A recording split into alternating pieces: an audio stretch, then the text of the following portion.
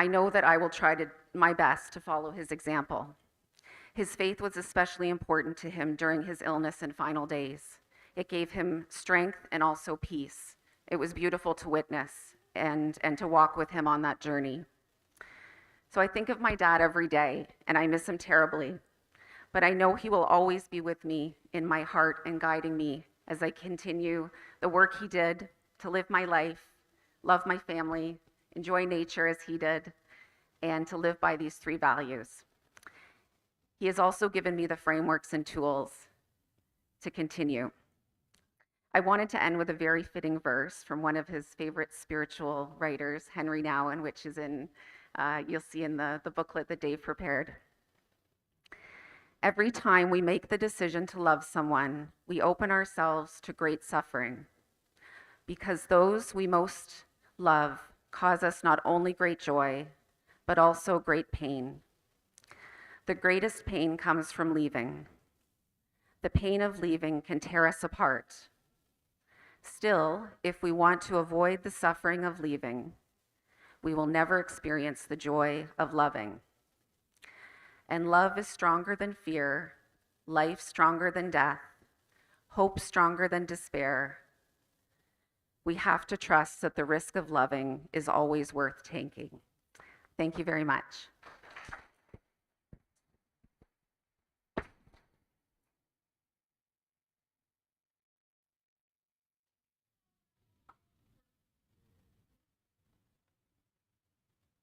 Thanks, Maria. That was really, really wonderful. One of the things that you didn't talk about, though, was, and I think a lot of the folks that are here in the medical profession with Dad, and it's one of the things Dad certainly talked about a lot, especially as he became more and more focused on palliative care, was the dignity of patients and the dignity, especially of the dying. And it was something that I was talking about the other night with my wife, Rosanna, and when Dad became sick, I know that was something that was very important to him. And it was one of the things that we also saw in a lot of the caregivers and a lot of the folks that were Dad's colleagues and now were his physicians in his care. They emulated on a daily basis. And I know that, given how Dad's disease progressed and how quickly he went, it wasn't always possible for folks to understand what Dad was thinking. But in his final days, when I spent a fair bit of time with him, Dad had always wanted me to let the folks know that looked after him that he knew that they did their best, that they tried their hardest, and that he wanted the folks to know how much he was loved. And I know, today we're joined here in person by several folks that looked after Dad, as well as on the live stream. Joe Rutkowski, who was the first physician to see Dad the first weekend he was at the hospital, who was kind of, I would say, our realist, was very good at talking about the different things that Dad had in store for him and what would probably work and what didn't work. Isn't able to join today. She's stuck in the ICU. She texted me last night, but she said she would try to join us on the live stream, so hopefully she hears this and hears our thanks. We also have Dr. Gord Okawara, who's here, and Gord was Dad's radiologist, and as soon as we found that Dad had the multiple tumors in his brain, he got Dad very quickly on a regimen of radiation that gave Dad some really good quality of life that allowed him to come home and spend time with loved ones, including his twin sister Pat, who was able to come over and spend time with him from the UK. And then also here today, and I'm a bit surprised to see her, is Ann Boyle. She told me that she was going to be in the US, but it's great to see her. And Dr. Boyle was a colleague of Dad's, and they both shared the practice of palliative care. And Ann was, she unfortunately had the distinction, I would say, of seeing Dad at the hospice after he passed and being able to issue the death certificate, but was always there for the family whenever we needed her, and always there for Dad as a colleague, but as a friend. So again, thanks to all of those medical professionals that did help Dad throughout his brief illness. And from the family, we truly saw the best of Dad reflected in each and one of you, and I don't think that was a coincidence. So thanks again.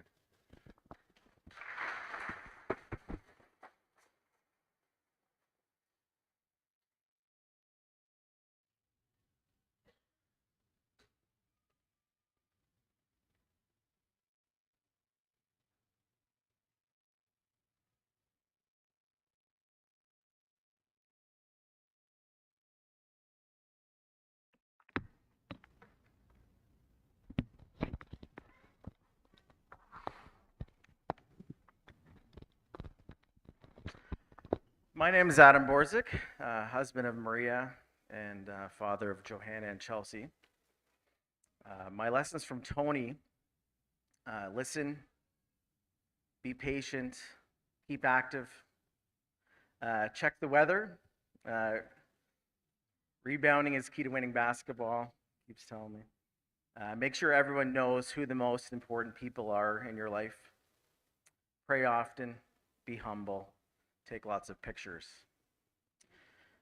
The following poem is inspired from the self-imposed chaos of Kerigan's nickname and a mix of memories and observations or stories I've witnessed over the past 18 years. I want to give a tribute to Tony from my perspective as an in-law welcomed into the family. A tribute to the home and the life he built with Carol. Music starts with making sounds. A family of 5 kids, I'm sure, sounded like chaos. But when you take a step back and put it all together, you get a symphony at 22 Martin Grove Drive. A well-used home filled with board games, milk spills, and school projects. A long oak table filled with smiles and food and heartfelt stories from times long past. A living room for living, filled with bookshelves, handmade Christmas stockings, penny football, DVDs, West Wing, faulty towers, and faulty sofas.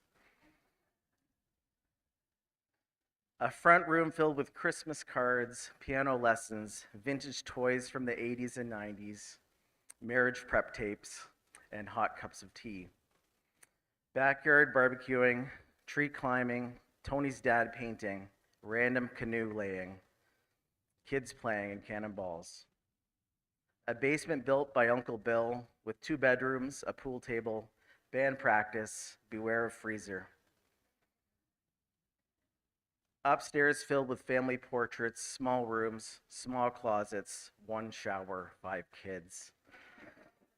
Patience, compromise, and sharing, one could only hope. Early morning kitchen smells with coffee, bacon, and eggs, and sometimes Hello Dollies for special holiday dinner desserts. Front yard, side yard, a soccer pitch, home runs, touchdowns, a putting green, kids letting off some steam, busy life, city lights, starry nights, Dundas to Hamilton to Haliburton, a cargo van for sports teams, part-time jobs, and Sunday masses, dragon boating, kayaking, and canoeing along Koshlong currents, and still time for McMaster basketball and around the bay with Beth and Tim.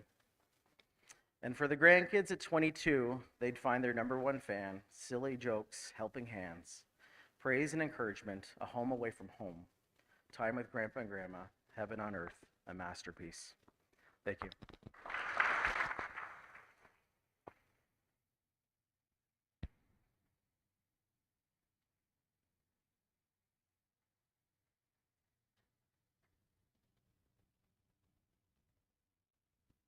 So, in Kerrigan fashion,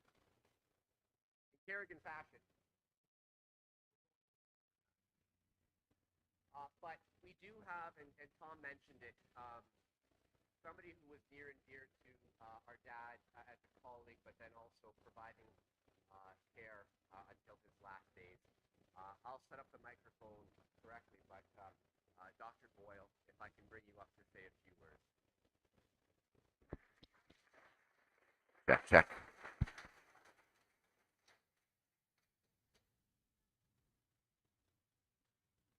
Thank you, Pete. I had the distinct honor of actually knowing Tony in his final days, but throughout his career in palliative medicine and even before that. And I will say that whether it was respirology, geriatrics, care of the elderly, palliative medicine, whatever Tony did, he brought value added. And he was just a man, as the flyer said, who lived his faith. And I know that Tony will always live on in his fabulous children and in you, Carol. It was just such an honor to work with and know him. And I want everyone in the room to know he will never be forgotten by anyone whose life he touched, whether it's patient, colleague, or friend. Thank you.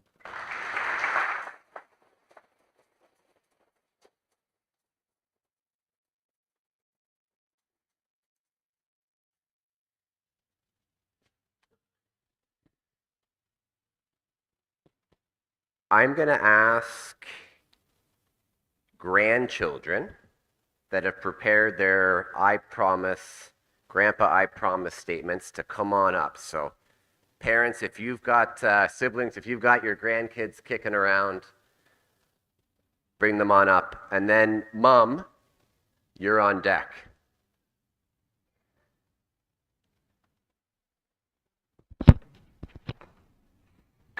So some of the grandkids have prepared a couple of things, and we'll bring up. So we'll do, Adrian, or Josephine, are you good to go first, or Joe? Joe, come on up.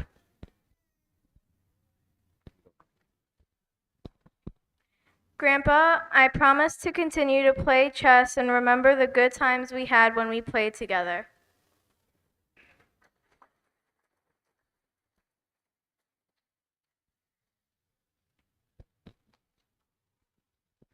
Grandpa, I promise to grow my love of science and continue to ask questions about the human body like I used to do with you.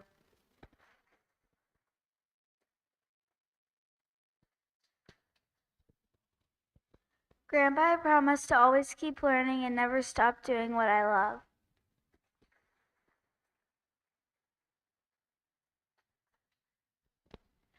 Grandpa, I promise whenever having a conversation with someone to always listen with the purpose of understanding and not to respond.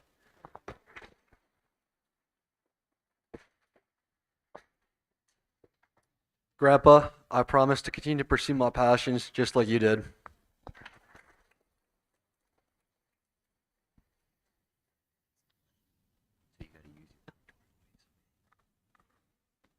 I promise to go to Wanakita.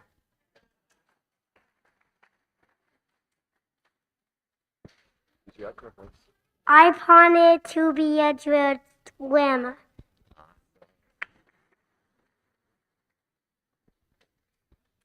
I promise to be a kind, caring, and thoughtful person just like him.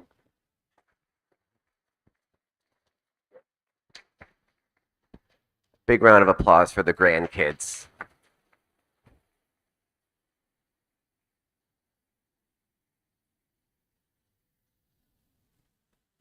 As we start to wind things down, married for 52 years, known each other for that much longer, probably the brains behind the scene. We just want to introduce and bring up our mom, Carol Kerigan, wife to Tony.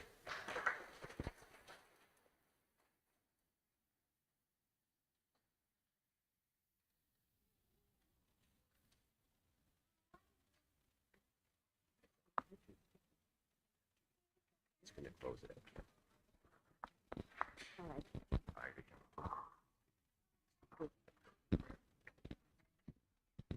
Thank you. Can everyone hear me? Okay. And I'm sure everyone knows that old joke about the after dinner speaker, and he spoke for about 5 minutes. And then all of a sudden he realized he needed to ask them, does everyone here hear me? And so, does everyone here hear me? That's it. Good. So, sure. And so there was a round of yes, yes, yes. And from the front row is yes. And from the back row, it was no. And someone in the front row, sorry, I've got it all mixed up. Anyway, the gentleman in the front row said he could hear, and the gentleman in the back row said he couldn't hear. So the gentleman in the front row said, "Sir, in the back row, would you like to come up and change places?" So I'm really humbled and honored that everyone is here today who could make it. And I hope that many people will be able to see this live streamed when it comes. And I'm glad I heard a lot of laughter. And Tony was very good. That's one of the things that made me say yes when Tony asked me to marry him, because I always was able to laugh at his jokes because I thought they were really funny. So the theme today in my mind is thank the Lord for the gift of Tony, because he really has been a gift to me and to everyone, to our family. When I get down and I miss him a lot, I try to turn it around right away to thank you, Lord, for all the many years that we've had together, and that helps a great deal. I know you've just seen the grandchildren. I cannot comment on his medical career. I can't comment on all his wonderful volunteer things and all the different things that he loved. He really loved dragon boating. He loved skiing with me when he didn't know how to ski. And he loved playing golf with me when he didn't know how to play golf. And in the end, he could ski better than I, and he could play golf better than I. So we had many, many good times. And I just want to say, and I hope this comes out right, that I really am glad now that you have a bit of an idea of our family. So we had Beth and Greg, her husband, who needed to move down to Tennessee for Greg's work. And they're doing their best to see us and all the wonderful online things that we can do together.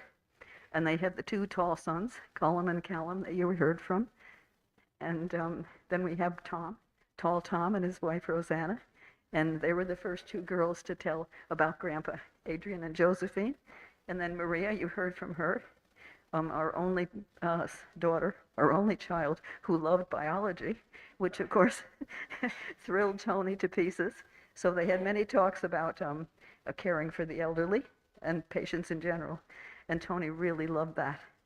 And Adam was the one who had those quick little comments about Tony, which were so true, and it really touched my heart as well. And they're little girls, they're big girls. Adrian spoke, and Chelsea spoke. And then we come down to Pete and Johanna, sorry. Grandma gets a little mixed up sometimes. And I thank the Lord for all of them so that I can try to straighten that out. Then we have Pete here and his wife, Amanda. And their little girl, sorry, we had Connor and Dylan, and they'll be speaking at my 80th birthday. And then we have Patrick at the end there in the shorts, and his wife Jess. And so you heard from their first daughter, can you tell me her name? And who's Haley. That's right. Haley, Jess's maiden name was Haley. So when Haley was born, they wanted to call her Haley. And so for a few hours, she was, on her name tag was Haley, until they got it Haley Kerigan. So then we had little Landon, and Landon said something, I believe. And then we have Jacob, the littlest guy running around. This is Dylan. So I wanted to say that I'm especially grateful for the gift of Tony, because without Tony, we wouldn't have these children and grandchildren. Thank you so much for being here.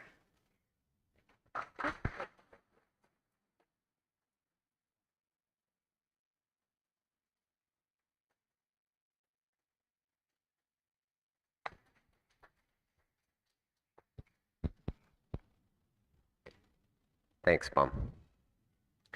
So before we move into our closing prayer from Brother Richard, Wanakita played an enormous part of our dad's life, volunteering in the health center and with some of the kids and grandkids going through the Wanakita program.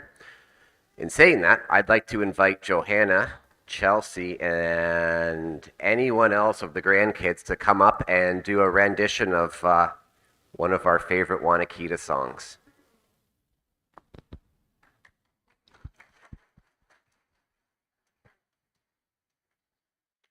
So I know there are some Wanakita and camp alumni, but this one is For the Knowing of You.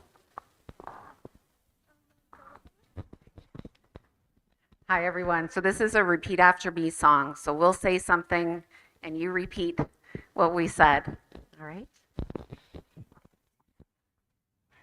I must be on my way. I must be moving along. And as I go, I'll be singing this song. No roof for me.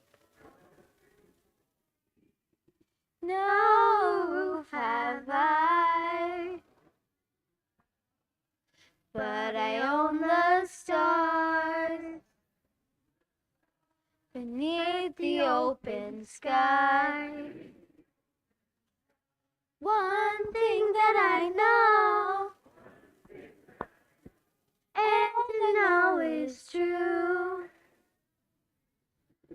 I'm better now for the knowing of you. I'm better now for the knowing of you.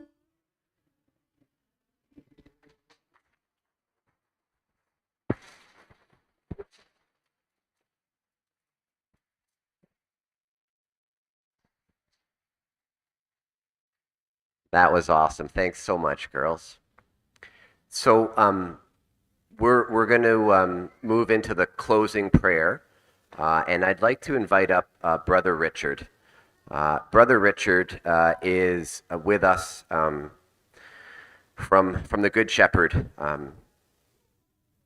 in Hamilton, and going to have a tough time saying some of these things. Brother Richard has known our dad for 35 years in all realms of life, and we're privileged to have him here to talk about Tony and to give us our closing prayer. So thank you. Thanks, Peter. I have had the privilege of knowing Tony in many, many capacities. He was a caregiver for one of our brothers when he was dying. He was a friend. He was a volunteer at Good Shepherd. I remember on all sort of major events, Patrick or Maria and Dad and the other kids would be brought down to the center to help serve food. And it was an example by him to his kids of what Christian charity was about. And it was about knowing that someone else had less than themselves, but also that we needed to take time for others and to celebrate others. More recently, I came across Tony for many years as a medical director of Emmanuel House. And it was during that time there that I've witnessed time and time again his skills or his person that just spent time with people and saw the goodness in people. And in many ways, if we speak of our faith, saw the Christ in people. People who, in many cases, were wounded, people who were at the end of their life and struggling with death, and some of the things that people often experience, both in their families and within themselves, about letting go and saying goodbye. And Tony was there for them, and he truly, truly was a person who reflected the mission of Good Shepherd, which is hospitality and to love without limit. He saw the goodness in all people, and he honored that goodness in his medical profession, in his faith, in his personhood. You just saw this man who truly was Christ-like. And I believe that came from his original upbringing in his family, but also in his education and in his mission to the healing profession. As Tony became ill, it became really difficult for him to let go himself, recognizing that he could no longer continue in his capacity as medical director. And I would often get calls from him, often apologizing for that. And there was nothing to apologize for. It really was a time for Tony to set aside and be taken care of as opposed to him being the carer. Tony had his own Irish and English roots.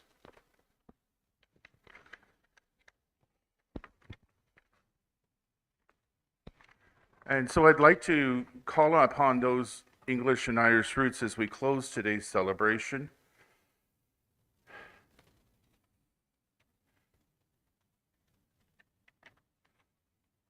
But before then, I came across this bit of poetry by Crispin Johnson. Never did I ever think of the definition of a hero. Is a hero who defends the innocent who can't defend themselves? Is a hero someone who faces danger in times of peril despite all odds? Is a hero someone who goes that little extra mile against all odds to make the world a better place? Are heroes seen as heroes because they are intellectual, strong, fast, brave, or because they are not afraid? No, a hero is someone who is hopeful in times when seen as all hope is gone, although hope may be frail and is hard to kill. A hero is someone who fights all kinds of injustice, but who is also merciful. A hero is someone who is compassionate to others' needs and difficulties, someone who is loyal to fighting injustice and sincere in what they are doing, but with wisdom. Show me a person with the attributes of being merciful, compassionate, loyal, sincere, and wise, and I will not only show you a hero, but I will show you a legend. I think in our testimonies today, Tony is a legend for all of us in our own way.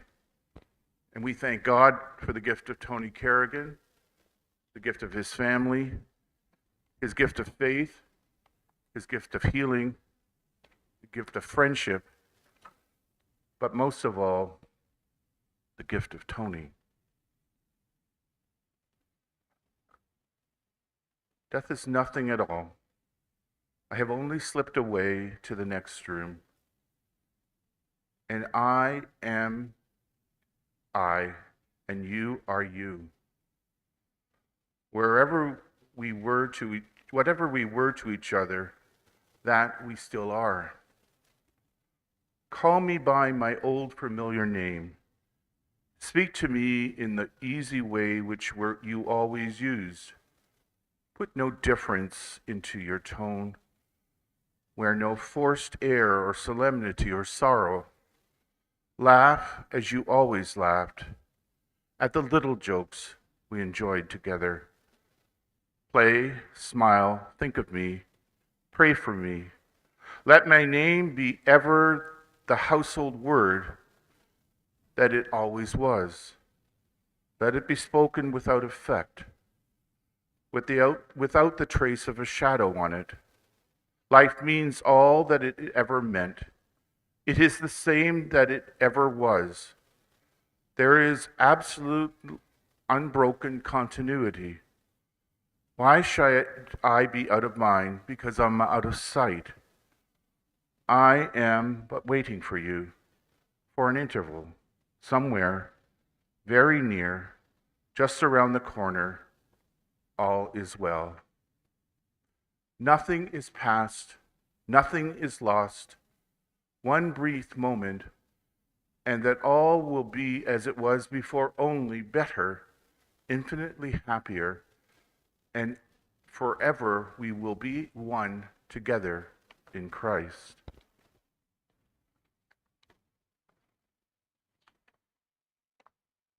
And may the road rise up to meet you. May the wind be always at your back.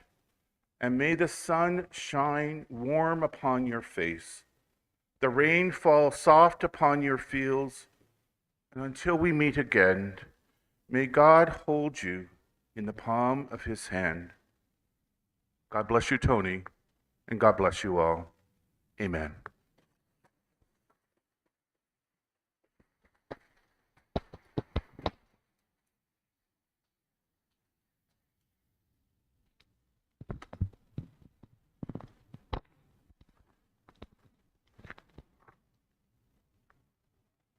Cindy, what time do we get kicked out of here? Thank you, Brother Richard. We really appreciate the words and the prayer. Thank you very much for joining us and sharing that.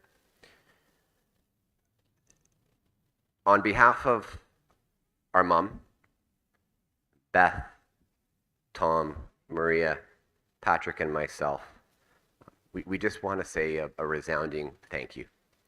The past 6 months have been horrifically difficult, and we know that's been the case for many that have been close to Tony and in all regard of life. Thank you very much for your support. Thank you for everything and coming here today. Before we head out and we sort of wrap things up, if anybody's from out of town or if anybody's interested in paying their respects and going to St. Augustine Cemetery, there's a map just outside or just in the entranceway over here for anybody that wishes to go. From here, it's about a 7-8 minute drive, but there is a small map, and we'll be around. So if anybody has any questions or if anybody needs directions and wishes to do that, please do let us know if there's anything you need. A big thanks to Joe, Cindy, and Father Whitfield for hosting us today at St. Augustine's Church on behalf of the family. So a big thank you for that. Hang around for some food. There's still lots of food. There's lots more coming out. And a big thanks to the food team and the beverage team here at St. Augustine. So a big thank you.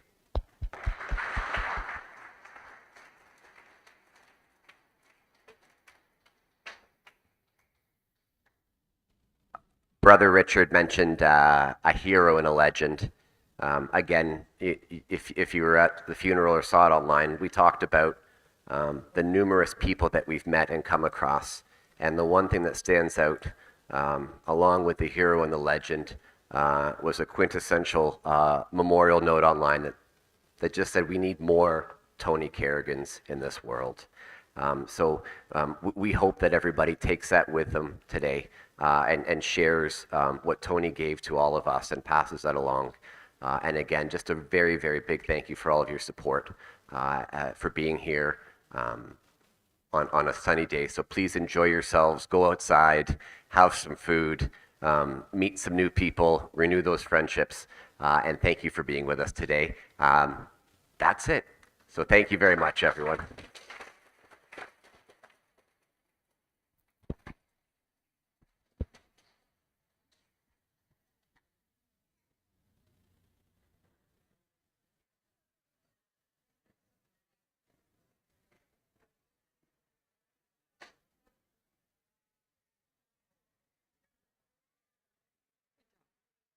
Thanks for all your support. Thanks for the kids hanging in there.